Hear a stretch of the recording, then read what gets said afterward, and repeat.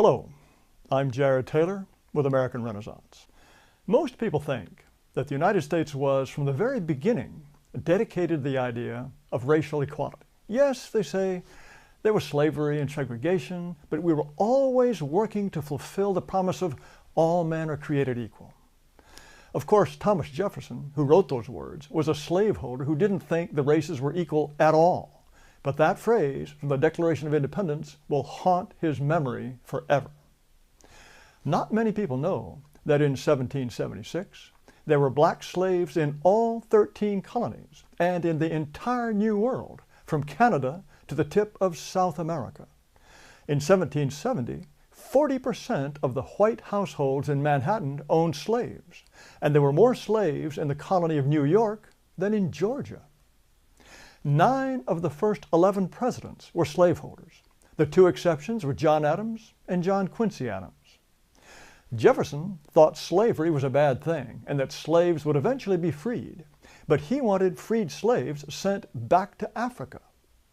There's a quotation from him on the wall of the Jefferson Memorial that goes like this: "Nothing is more certainly written in the book of fate than that these people are to be free." Well, in the original, Jefferson didn't stop there, adding, "Nor is it less certain that the 2 races equally free cannot live in the same government." That part has been conveniently forgotten. He wanted blacks deported and separated from whites so that they would be, and I quote, "beyond the reach of mixture." James Madison agreed. He wanted the U.S. government to buy up every slave and deport them. After he served as president, he ran the American Colonization Society, which was set up to send blacks back to Africa. At the inaugural meeting of the society, Henry Clay explained its purpose, quote, "to rid our country of a useless and pernicious, if not dangerous, portion of the population." Some of the most famous early Americans were not just members of the Colonization Society, they were officers.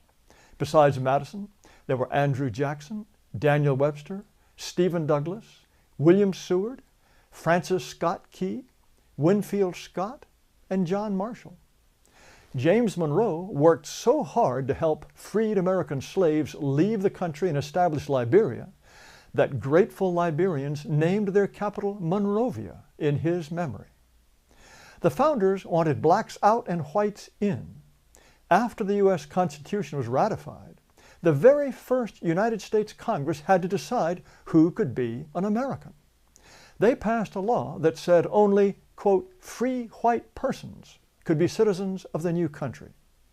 Blacks couldn't be citizens even if they had been living in the colonies for generations. It took an amendment to the Constitution in 1868 for blacks to become citizens. And American Indians didn't finally become U.S. citizens until 1924. From colonial times on, there was strong opposition to mixed-race marriage. Massachusetts prohibited miscegenation from 1705 to 1843 and repealed the ban only because people thought it wasn't needed.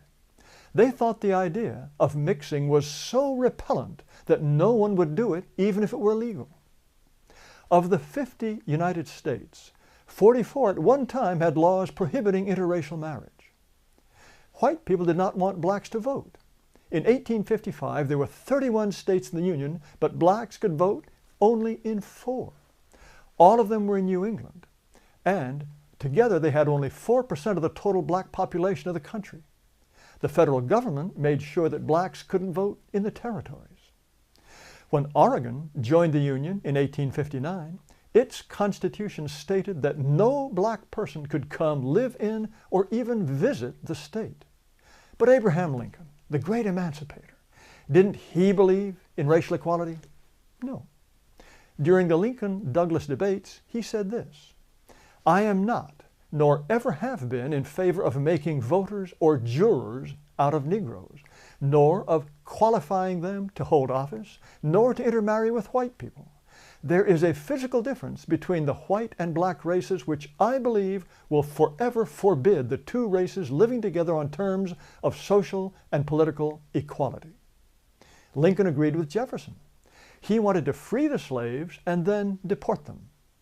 In 1862, Lincoln had the Civil War on his hands, but he was so worried about what to do with free blacks that he named a commissioner on immigration and sent him off to look for countries that would take in the blacks he wanted to be rid of. He also sent a message to Congress calling for free blacks to be deported. U.S. presidents usually say only bland, non-controversial things. Well, this is what some of them said about race. James Garfield wrote, "I have a strong feeling of repugnance when I think of the Negro being made our political equal, and I would be so glad if they could be colonized, sent to heaven, or got rid of in any decent way." Theodore Roosevelt wrote that he had, quote, "not been able to think out any solution to the terrible problem offered by the presence of the Negro on this continent." As for Indians, he said, quote, "I don't go so far as to think that the only good Indians are the dead Indians, but I believe 9 out of 10 are, and I shouldn't inquire too closely into the health of the 10th. William Howard Taft once told a group of black college students, "Your race is adapted to be a race of farmers, first, last, and for all times."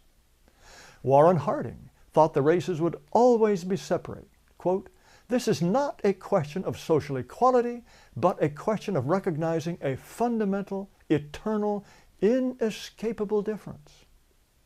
Harry Truman wrote, "I am strongly of the opinion that Negroes ought to be in Africa, yellow men in Asia, and white men in Europe and America." He also referred to the black servants in the White House as, quote, "an army of coons." Dwight Eisenhower told Supreme Court Justice Earl Warren he understood why Southerners wanted segregated schools. They didn't want, quote, "their sweet little girls to sit in schools alongside some big black bucks." He said that what he regretted most about his 8 years as president was sending federal troops to Little Rock, Arkansas to enforce school integration. It's not until John Kennedy, elected in 1960, that we have a president with views on race that just might be considered acceptable today. Because now, of course, we are supposed to think that race doesn't even exist.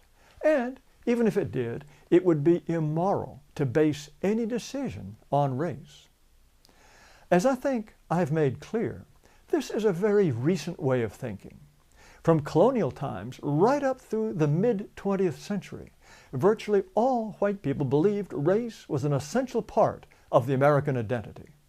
They understood that people of different races are different and build different kinds of societies. They thought only Europeans would make the United States the kind of country that they would want to pass on to their children. So, there are two views. There is the consensus on race that lasted for more than 300 years, and there's today's view that races are perfectly equal and interchangeable, and that American can become black, Hispanic, Asian, Muslim, Hindu, anything at all. And not only will it be still America, it'll be better than ever. Well, which view is correct? Just look around. Read the news. I think you'll find the answer. Thanks for watching, and be sure to subscribe to our YouTube channel and visit our website at amren.com.